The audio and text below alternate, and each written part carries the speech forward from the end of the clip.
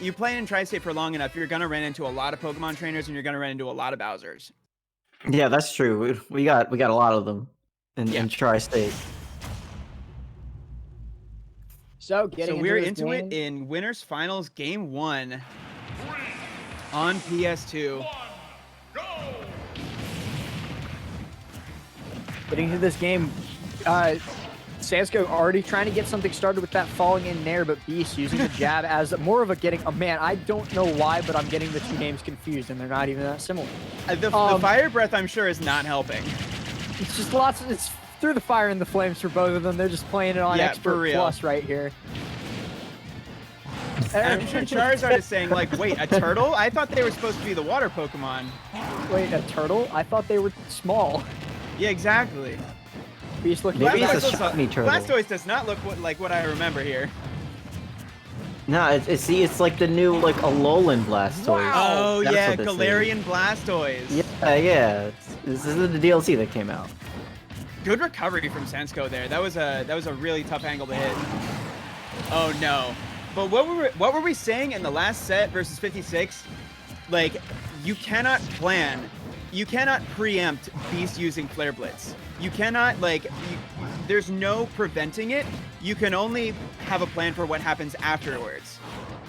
And you can't have a plan for what happens if you die, but coming back from the side B is not a bad response to have for Beast, or for Sansko. I just can't believe that the Squirtle has been on the screen this long. I'm in awe.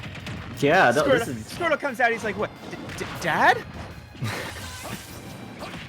Out comes the Ivysaur, and the Squirtle is gone. Thank you. I was starting to get worried that maybe like someone else was playing on Beast's account. Yeah. And have an issue with smurfing. That would actually be that would be so funny. Like, yeah, I know that's not Beast because Squirtle was out. Squirtle's been on for way too long, man. Yeah. Can I get a TO over here? I gotta double check this. It's like we might have had a spot of lag there, at both of the players disengaged for a second. Yeah. But another really to prevent even the second recovery stock. with the fire breath, but no, it's very, very close. Whoever gets this next opening will be in a strong position with Beast taking it right there. You're actually right. I never realized that. They do come from the same forward air. This is actually insane. Wait, their upper is kind of the same too. It's like a headbutt. Wait, Squirtle! Look at Squirtle go! He's doing things!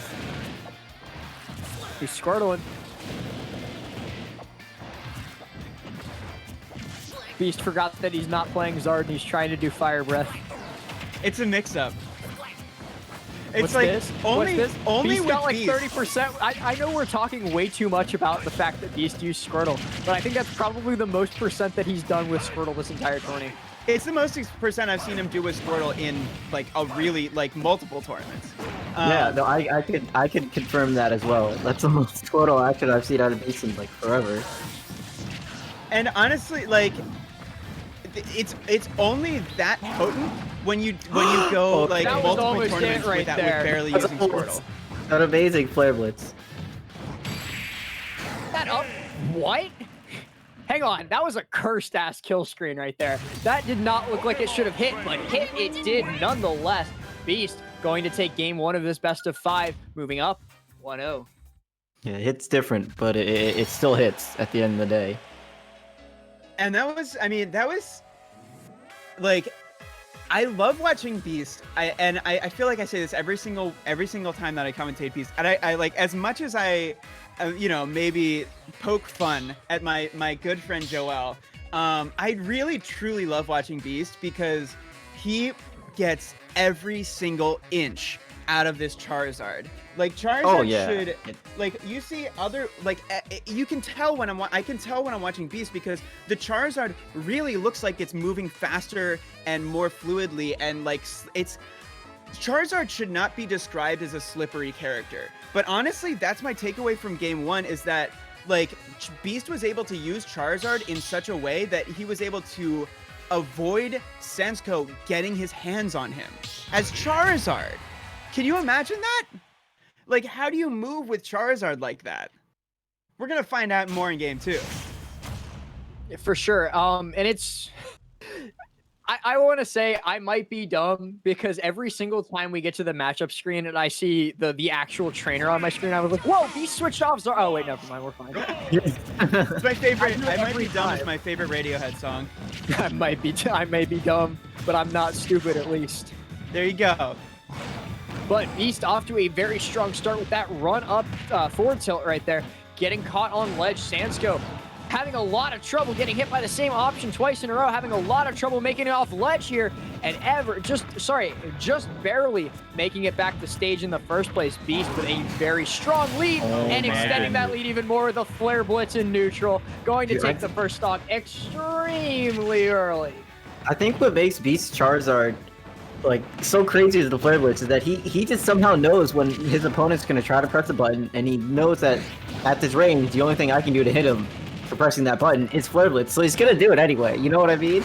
What? Like, I don't think any other I've player. done it a couple of times, but Beast's flare blitzes are just always on point. And that's the, like, that kind of knowledge only comes from spending years with a character. And the other thing too, like flare blitzes are one thing, but if I had to pick a Beast specialty, it is the close game 1 victory into game 2 stomp, which we've seen 2 times tonight already. And that's oh not no! even just Oh wait, no! God. Oh my God! I think we might be seeing it right here. That's a dead Bowser. No, it's not a dead Bowser because Beast missed his edge guard. That should have been a free edge guard, but he dropped it instead, expecting Sansko to go much lower than he actually did. Yeah, that was a Bowser without a jump. There is only one direction he can recover in, and it. Wow, that didn't kill. Okay, never mind. Both of these players going out for blood right now. I fully expected that to kill there. Yeah. Okay. All right, there it is. Okay, so game 3. Sansko is gonna have to like Clem had mentioned earlier. It's like close game 1, a very dominant game 2, and Beats is really good at just keeping that momentum and going into the next game. So Sansko has to think of a way to just put on the brakes, stop the momentum, and try to swing some into his favor or their favor. Now, the Beast specialty is a close game 1 into game 2 stomp. I did not say anything about game 3. And it's like, just being out of game 2 might honestly be enough for Sansko here. Like, getting into, like, when you get to this point in tournament, like, the caliber of player that we see here is going to have to be able to say, like, okay, that will not happen again. Like, even statistically speaking, that will probably not happen again. I'm probably going to get a little more time. My game plan is not going to get completely canceled out by my opponent, probably. And especially with the same stage, I'm going to have a little more time to, you know, play out how I want. And right off the bat, it's looking better for Sansko. Like, even that one grab portends good things for Sansko in this game 3.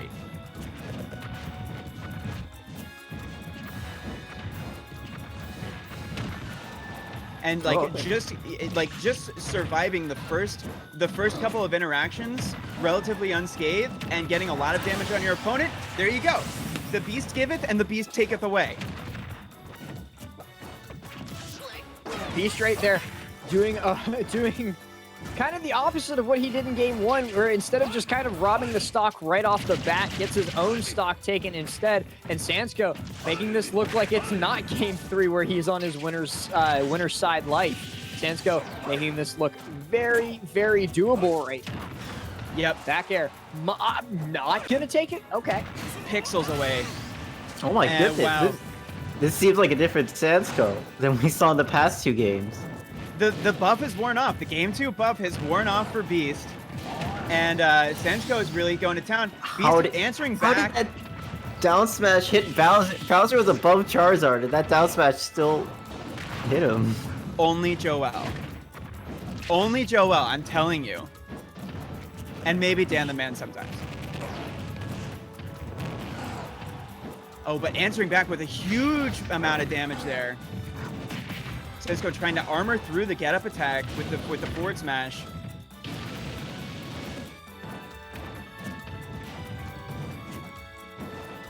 Oh, and just barely mistiming the falling side B. That probably would have been curtains there.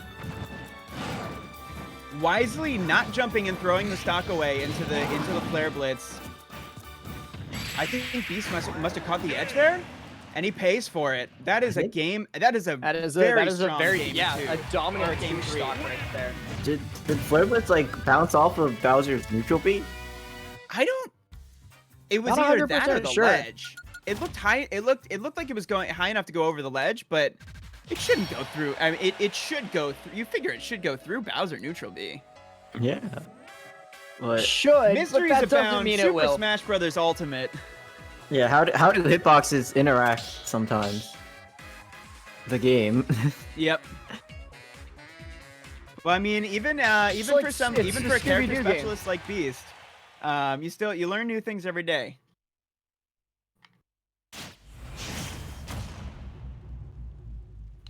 All right, going in like game 4 right now. I'm gonna see how see if Sansko can continue that momentum from the previous game into this one, or if Beast is gonna take the set here and now.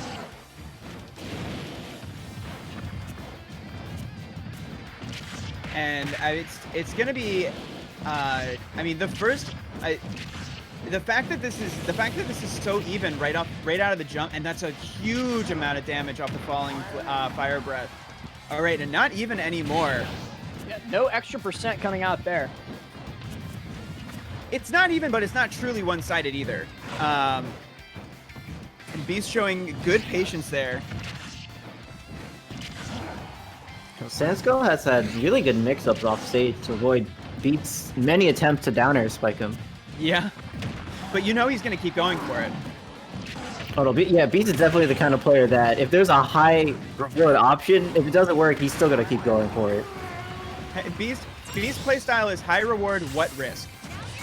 No, that's High actually reward, the no perfect way to risk. describe it. That's so funny, and I'm mad that it's true. Oh, but Bowser's so tanky. Oh, And dang the it, he perfect gets Ivysaur. the pullback from Sansko to avoid that galaxy-sized hitbox from the Ivysaur down air. And the delay on the up B as well. Sansko is a master of the recovery here. Sansko doing a really good job of just keeping Beast stuck in this disadvantaged state on ledge, but Beast Just a finally bit too managing early. to escape with that. I spoke way too early, but he did do it for quite a long time. Beast, though, getting up with that up smash. Okay, wait, we gotta talk about the grab into note pummel, stare at your opponent, into throw, into taunt. Sansko, Yeah? a master of the mental game as well. Yeah, they're definitely, there's not a chat open in game, but they are definitely talking to each other right now. Oh, yes. Talking to each other through their gameplay, and Beast trying to make this comeback possible, and this backer off stage could do it, but no! Sansko doing such a good job of delaying both his jump and his up B, staying low so that Beast ends up missing, but it could end up not mattering very soon if Beast manages to hit it with another one of these big flare blitzes. Oh, Whoa! and this is, He yeah, you ended up gotta watch falling out for of those the up first smashes now. smash. Well, so Beast actually hit him with 2 up smashes there, but only the second one fully connected. Sansko with the teabag there too. Yeah.